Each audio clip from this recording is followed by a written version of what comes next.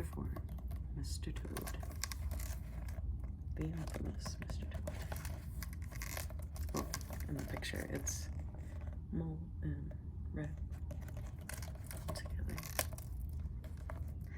It was a bright morning in the early part of summer. The river had sunk back to its normal banks and its usual pace, and a hot sun seemed to be pulling everything green and bushy and spiky up out of the earth towards him, as if by strings.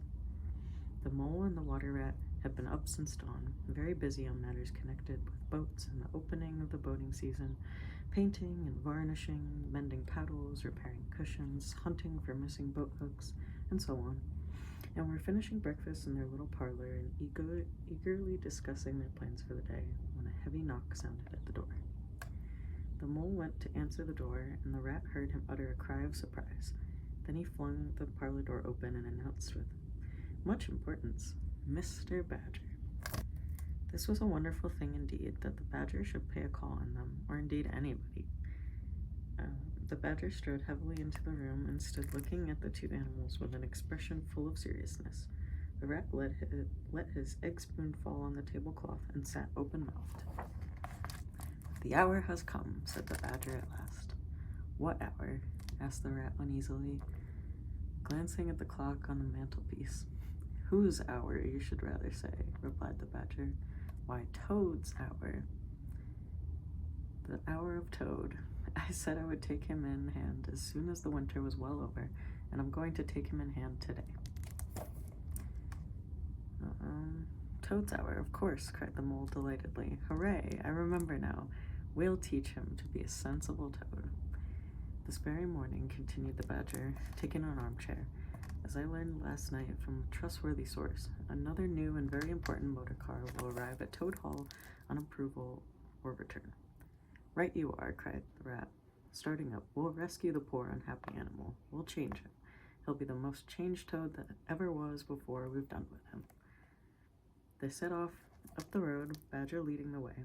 They reached the carriage drive of Toad Hall to find, as the badger had expected, a shiny new motor car of great size, painted a bright red, standing in front of the house. As they neared the door, it was flung open, and Mr. Toad, dressed in goggles, cap, gaiters, and enormous overcoat, came swaggering down the steps, drawing on his gloves. Hello, come on, you fellows, he cried cheerfully on catching sight of them.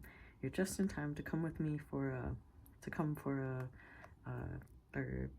His hearty voice fell away as he noticed the stern, unbending look on the faces of his silent friends, and his invitation remained unfinished.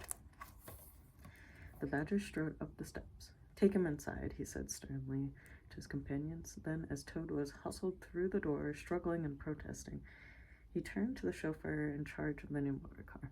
I'm afraid you won't be needed today, he said. Mr. Toad has changed his mind. He will not require the car. Please understand that this is final. You needn't wait. Then he followed the others inside and shut the door. Now then, he said to the toad, when the four of them stood together in the hall, first of all, take those ridiculous things off. Shan't. I just remember him in the movie being like, shan't. Shan't. Or shall not, replied Toad with great spirit. What is the meaning of this outrage? I demand an instant explanation. Take them off him, then, you two, ordered the badger briefly.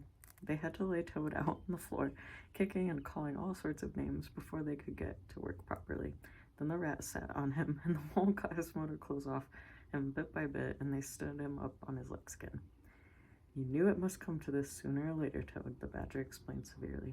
You've disregarded all the warnings we've given you. You've gone on wasting the money your father left you, and you're getting us animals a bad name in the district by your furious driving and your smashes and your rows with the police. You will come with me into the smoking room, and there you will hear some facts about yourself, and we'll see whether you come out of that room the same Toad that you went in. He took Toad firmly by the arm, led him into the smoking room, and closed the door behind them. That's no good, said the rat. Talking to Toad will never cure him. He'll say anything. They made themselves comfortable in armchairs and waited patiently. Through the closed door, they could just hear the long drone of the badger's voice, rising and falling in waves, and presently they heard long-drawn sobs, seeming to come from Toad, who was a soft-hearted and affectionate fellow. very easily converted, for the time being, to any point of view. After some 3/4 of an hour, the door opened, and the badger reappeared, leading by the paw a very limp and dejected Toad. His skin hung baggily about him, his legs wobbled, and his cheeks were lined with tears. "Sit down there, Toad," said the badger kindly, pointing to a chair. "My friends," he went on, "I am pleased to inform you that Toad has at last seen the error of his ways. He is truly sorry for his misguided conduct in the past, and he has agreed to give up motor cars entirely and forever. I have this solemn promise to that effect." "That is very good news," said the mole gravely. "Very good news indeed," said the rat doubtfully. If only. He was looking very hard at Toad as he said this, and could not help thinking he was something like a twinkle. He was something like a twinkle in that animal's still sorrowful eyes. "There's only one thing more to be done," continued the badger. "Repeat before your friends here what you fully admitted to me in the smoking room just now. First, you are sorry for what you've done, and you see the folly of it all." There was a long, long pause. Toad looked this way and that, while the other animals waited in silence. At last he spoke. "No," he said, a little sulkily, but stoutly. "I'm not sorry, and it wasn't folly at all. It was simply glorious." "What?" cried the badger, greatly shocked. "You backsliding animal, didn't you tell me just now in there?" "Oh, yes, in there," said Toad impatiently. "I'd have said anything in there. You're so eloquent, dear badger, and so moving, and so convincing, and put all your points so very well. You can do what you like with me in there, and you know it. But I've been searching my mind since, and going over things in it, and I find that I'm not a bit sorry, really, so it's no earthly good saying I am, now is it?" "Then you don't promise," said the badger, "never to touch a motor car again?" "Certainly not," replied Toad. "On the contrary, I faithfully promise that the very first motor car I see, poop, poop, off I go in it." "Told you so, didn't I?" said the rat to the mole. And here's our guy badger being very upset with Toad. "Very well then," said the badger firmly, rising to his feet. "Since you won't be reasonable, we'll try what force can do. I feared it would come to this all along. You've often asked us three to come and stay with you, Toad, in this handsome house of yours. Well, now we're going to. When we've converted you to a proper point of view, we may quit, but not before. Take him upstairs, you two, and lock him up in his bedroom while we arrange matters between ourselves."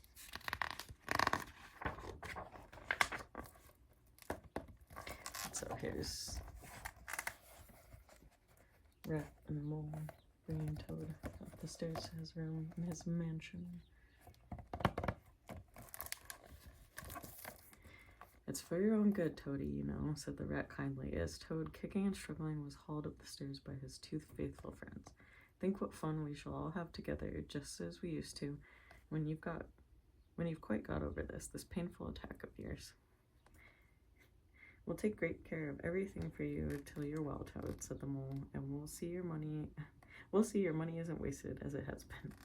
No more of those regrettable incidents with the police, Toad," said the rat, as they thrust him into his bedroom.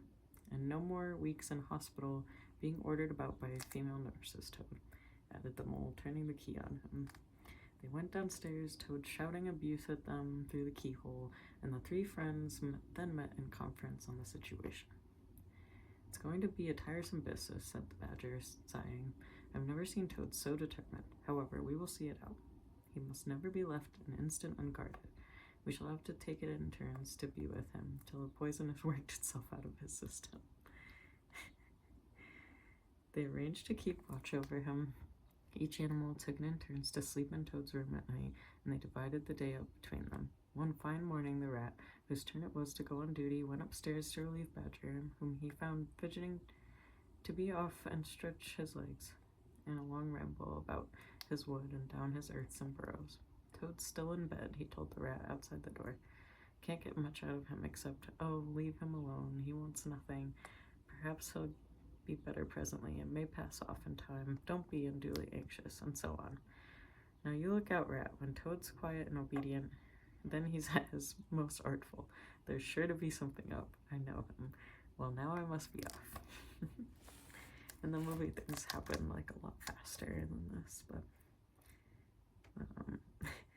how are you today, old chap? Asked the rat cheerfully as he approached Toad's bedside. He had to wait some minutes for an answer. At last, a feeble voice replied, "Thank you so much, dear Ratty, but first tell me how you are yourself, and the excellent Mole." "Oh, we're all right," replied the rat. "Mole," he added carelessly, "is going out for a run round with Badger. They'll be out till lunchtime, so you and I will spend a pleasant morning together, and I'll do my best to amuse you. Now jump up, there's a good fellow, and don't lie moping there on a fine morning like this." "Dear kind rat," murmured Toad, "how little you realize my condition, and how very far I am from jumping up now, if ever. But do not trouble about me. I hate being a burden to my friends, and I do not expect to be one much longer. Indeed, I almost hope not." So this is him being sad and droopy in bed, and all curled up. "You are indeed a burden," said the rat, "but I tell you, I'd take any trouble on earth for you, if only you'd be a sensible animal." "If I thought that, Ratty," murmured Toad more feebly than ever, "then I would beg you, for the last time probably, to step round to the village as quickly as possible, even now it may be too late, and fetch the doctor." "Oh no. But don't you bother. It's only a trouble, and perhaps we may as well let things take their course."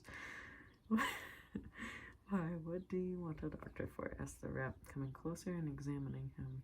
He certainly lay very still and flat, and his voice was weaker and his manner much changed. "Surely you have noticed of late," murmured Toad, "but no, why should you? Noticing things is only a trouble. Tomorrow, indeed, you may be saying to yourself, 'Oh, if only I had noticed sooner, if only I had done something,' but no, it's a trouble. Never mind, forget that I asked." "Look here, old man," said the rat, beginning to get rather alarmed. "Of course I'll fetch a doctor to you, if you really think you want him, but you can hardly be bad enough for that yet. Let's talk about something else." "I fear, dear friend," said Toad with a sad smile, "that talk can do little in a case like this, or doctors either, for that matter. Still, one must grasp at the slightest straw. And by the way, while you are about it, I hate to give you more trouble, but I happen to remember that you will pass the door. Would you mind at the same time asking the lawyer to step up? It would be a convenience to me, and there are moments, perhaps I should say there is a moment when one must face disagreeable tasks at whatever cost to exhausted nature." "A lawyer? Oh, he must be really bad," the worried rat said to himself as he hurried from the room, not forgetting, however, to lock the door carefully behind him. Outside, he stopped to consider. The other two were far away, and he had no one to consult. "It's best to be on the safe side," he said. So he ran off to the village on his errand of mercy. The Toad, who had hopped lightly out of bed as soon as he heard the key turn in the lock, watched him eagerly from the window till he disappeared down the drive. Then, laughing heartily, he dressed as quickly as possible in the smartest suit he could lay hands on at the moment, filled his pockets with cash, which he took from a small drawer in the dressing table, and next, knotting the sheets from his bed together and tying one end round the central bar of the window, he scrambled out, slid lightly to the ground, and taking the opposite direction to the rat, marched off lightheartedly, whistling a merry tune. Here's Toad climbing out of his bedroom window with the sheets, making his great escape. It was a gloomy lunch for Rat when the Badger and the Mole at length returned, and he had to face them at table with his rather weak story.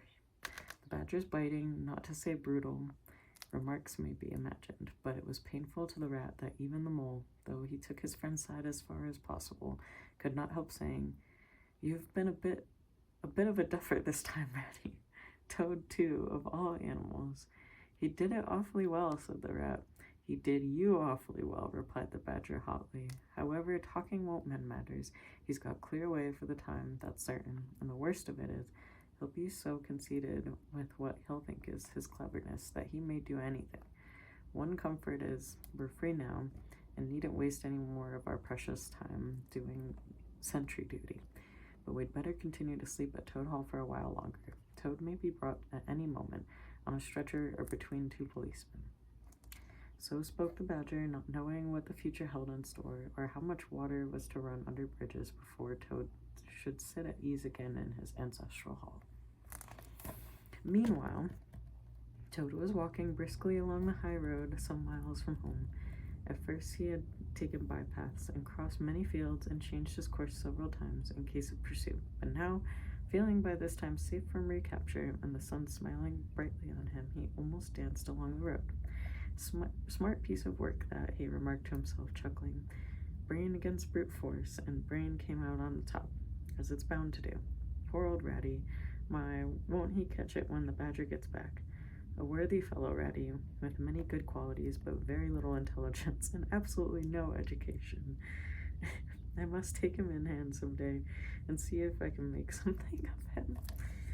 Filled full of conceited thoughts such as these, he strode along, his head in the air, till he reached a little town where the sign of the Red Lion swinging across the road halfway down the main street reminded him that he had not had breakfast that day, and that he was very hungry after his long walk. He marched into the inn, ordered the best lunch that could be provided at so short a notice, and sat down to eat it in the coffee room. He was about halfway through his meal when an only too familiar sound approaching down the street made him start and fall trembling all over.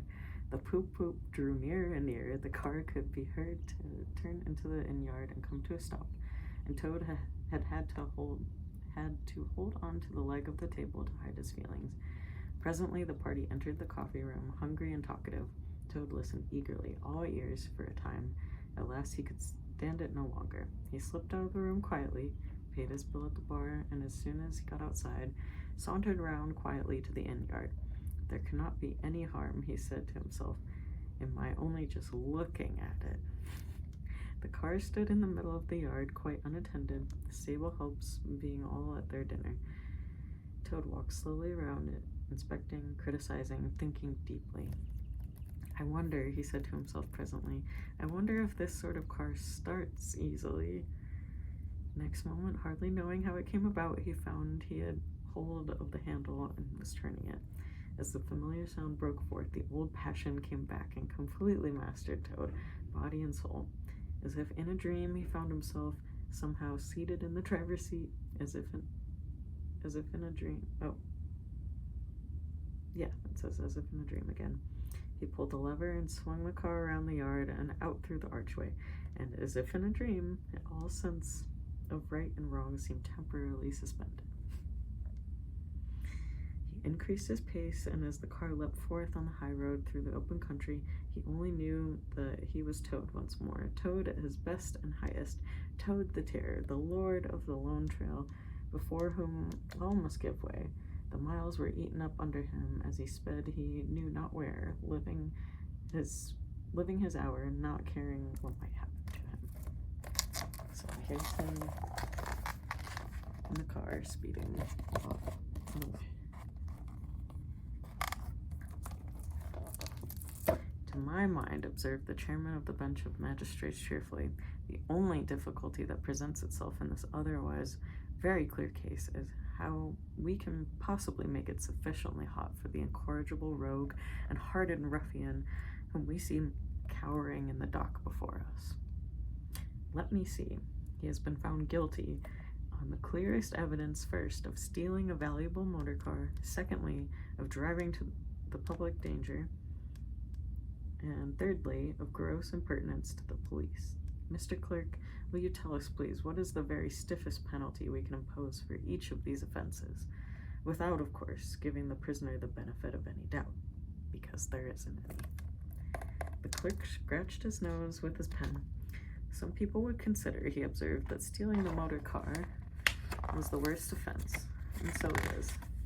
But cheeking the police undoubtedly carries the severest penalty, and so it ought. Supposing you were to say 12 months for the theft, which is mild, and 3 years for the furious driving, which is lenient, and 15 years for the cheek, which was pretty bad sort of cheek.